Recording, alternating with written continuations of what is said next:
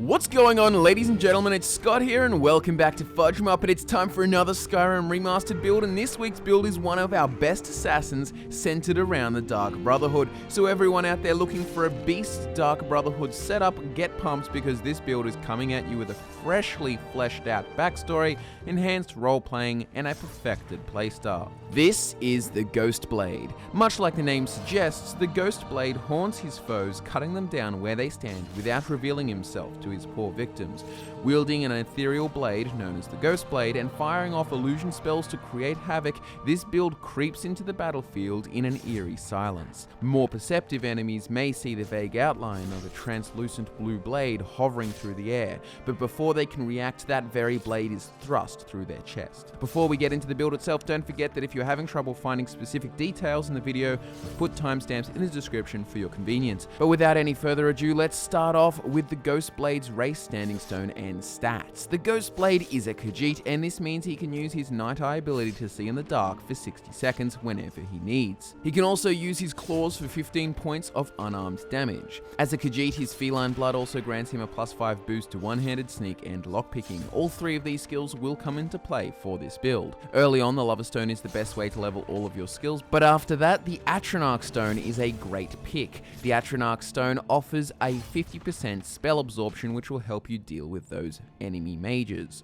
As for the stat spread, the Ghostblade will have 50% health to keep him alive in battle and 50% magicka to assist in the frequent usage of his illusion spells. Stamina isn't really important, as this build is much more reliant on stealth. The Ghostblade was raised in Cyrodiil. He had no memory of his mother. He wandered the trading routes with his father, who made ends meet as a traveling merchant. Together they lived in a modest life, setting up camps wherever they could find respite from the elements, and whilst his father couldn't afford to buy a home in one of the counties, he had raised the Ghostblade from birth until he was 6 years old, without ever letting harm come to him. For that, the young Khajiit had an immense admiration for his resilient father. One evening, as dark clouds gathered on the yellow road heading north from Leyawiin to Shadenhall, blocking out the setting sun, a heavy storm seemed imminent. The rain was torrential by nightfall, and the deep crash of thunder rolled over them like a warning from the gods. The 6-year-old Ghostblade and his father took refuge in a small cave somewhere in the wilderness. Once inside, they started a fire to dry their soaked clothes, and the flickering light showed that the tunnel continued on for quite some distance. Swallowing his fear and noticing the trepidation on his father's face, the young Khajiit tried to divert his subconscious mind from conjuring thoughts of monsters emerging from the dark depths. Fortunately, fear was exhausting, and combined with his sore calves from the day's hiking, the young Khajiit had no trouble falling asleep by the warmth of the fire. His sleep didn't remain sound for long, and he began to dream. The Ghostblade sat up, sweating profusely. He was deep in the tunnel, and he could see his campfire and the mouth of the cave in the distance. As the panic of his predicament set in, he felt the dream shift, making that dreadful transition from dream to nightmare. He pulled free his pocket knife for whatever vain sense of security it gave him and walked towards the light. He heard noises from the shadows, and his walk became a run.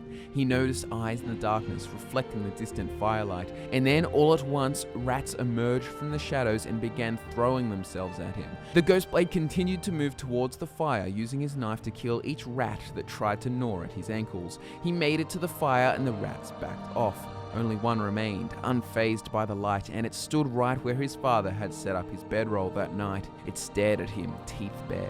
Fueled by pure adrenaline, the young Khajiit thrust his knife downward, only to see the shape of the rat change in the midst of the panic. The form changed into his father, but it was too late to shift his weight, and the edge of the blade slammed into his father's chest. The Ghostblade was thrashing now, the petrified groans waking him from his sleep. He sat up, checking his ankles for bite marks. The fire had burned out, but he could just about make out in the glow of the coals that his ankles were unharmed. There had been no rats. He reached for his pocket knife, but it was gone. It had been there when he fell asleep. Using it had just been part of the nightmare. He crawled over to where his father slept, but he couldn't hear breathing. And then he saw the knife protruding from his father's chest.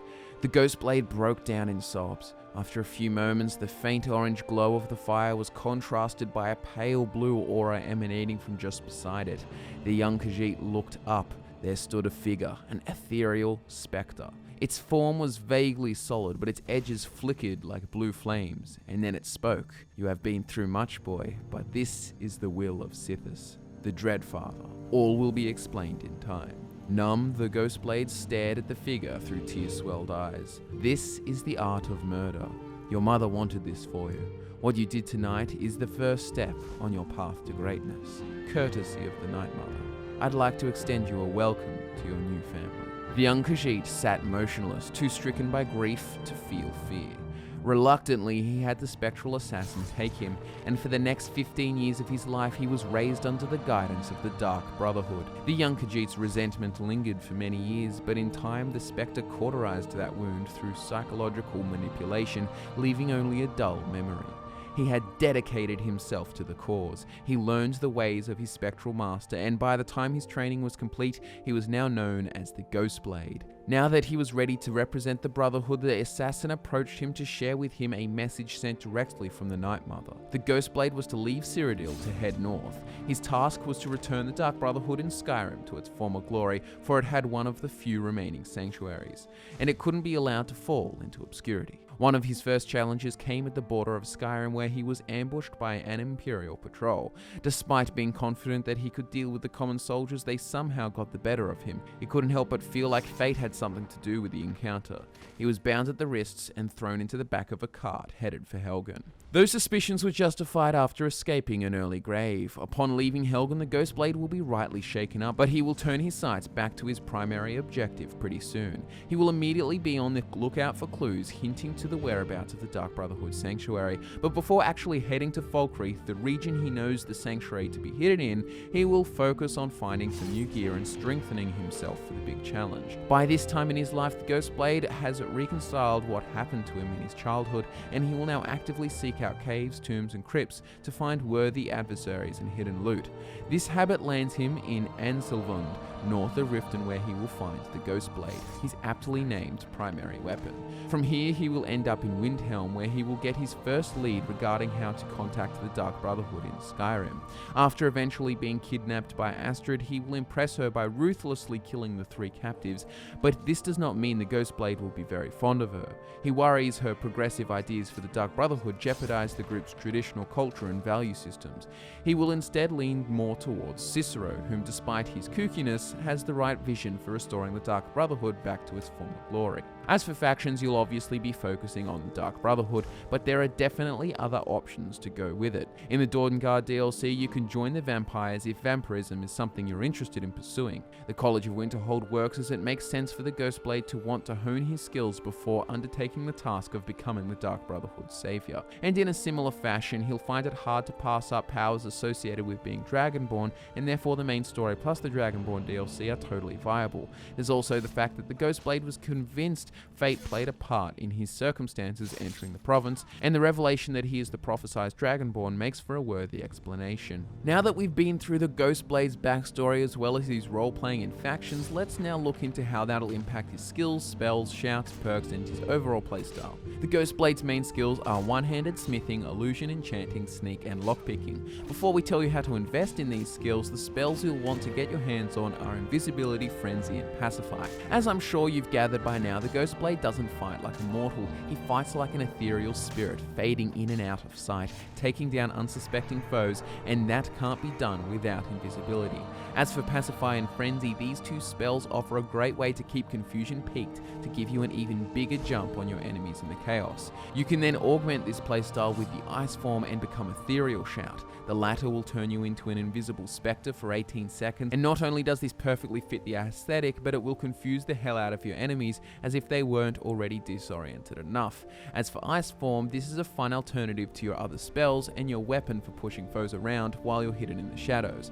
But with all that said and done, here's the Ghostblade's essential perks. It's pretty much essential that for any Dark Brotherhood assassin to have a proficiency with one-handed weapons so they can execute their targets with ease, and with grace to make a clean escape. The Ghostblade may change this up a little with his otherworldly weapon, which seems to float towards his enemies as he wields it with an invisible hand, but still he is proficient in one-handed combat thanks to 15 years of intense training. From the one-handed skill tree, take the middle branch up to Savage Strike. Fully investing in these 3 perks will give you all the power you need to kill every everything efficiently, and you can't pass up the ability to decapitate enemies with Savage Strike. To follow this up, we have smithing. This skill won't take much investment, but as a master of his most intangible blade, he needed to learn how to maintain and even sharpen it.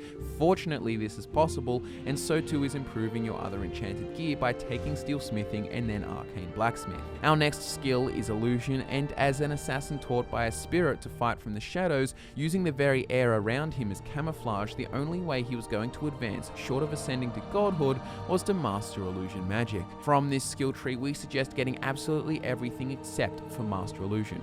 Quiet casting is a big deal, as if you're going to be going invisible and casting spells from the sidelines, the last thing you want is to be heard. Also, Master of the Mind is a solid pick to make sure nothing in Skyrim can evade your spells. With this perk, your illusion magic will work on undead, Daedra, and automatons. And keep in mind that with all the dungeon crawling the Ghostblade will be doing, being effective against the undead and dwarven machines is worth the investment. Similar to smithing, the next perk is another handy supplement which doesn't require a ton of investment. Take the middle branch up to extra effect. With extra effect, you'll be able to put 2 enchantments on both your necklace and your ring. Next up, we have Sneak. This is obviously another essential for a Dark Brotherhood agent, and especially one whose main selling point is that he's practically a ghost. From this tree, we recommend going for everything from the left branch and then backstab from the right branch. Backstab adds that incredibly powerful sneak attack damage multiplier of 6 times to one-handed weapons, and since you'll only use the Ghostblade, no daggers or anything like that, there's no need to take the other 2 perks from this branch. Also from this skill, there's Shadow Warrior, which is essential to the Ghostblade's playstyle. With this perk, crouching will cause distant enemies to lose you, allowing you to recuperate and to sneak in undetected all over again. Lastly, we have Lockpicking. Lockpicking will act as the Ghostblade's way to infiltrate every hidden or sealed area in Skyrim. He may not have the superhuman ability to dematerialize and pass through solid objects like a real spectre, but with lockpicking he's got the next best thing. From this tree, take the main branch up to Expert Locks, and then hang a left and take Locksmith and Unbreakable.